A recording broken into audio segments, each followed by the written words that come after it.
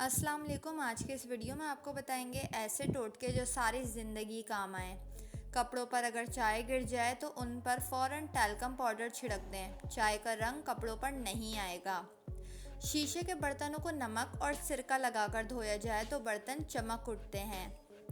हाथों से लहसुन, प्याज और मिर्चों की बू दूर करना हो तो फ़ौरन हाथों पर टूथपेस्ट मल लें। मसालों की तेज़ महक दूर हो जाएगी। प्लास्टिक के बर्तनों की पिलाहट दूर करने के लिए बर्तनों में मीठा सोडा लगाकर प्लास्टिक की थैली में 1 घंटे के लिए बंद करके रख दें। फिर नींबू और सिरके से धो लें। नाखून को टूटने से बचाने के लिए मेहंदी के पत्ते लेकर पीस लें और थोड़े से मक्खन में मिलाकर रात को नाखूनों पर लगाएं। नाखून नहीं टूटेंगे और इनका भुरभुरापन भी दूर हो जाएगा। मछली को तलने से पहले इस पर थोड़ा सा कॉर्नफ्लोर लगा दिया जाए तो मछली तलते वक्त टूटेगी नहीं। ऊन के कपड़े महफूज रखने के लिए नीम के फूल सुखाकर कपड़ों की तह में रख दें। कपड़ों में कीड़ा नहीं लगेगा।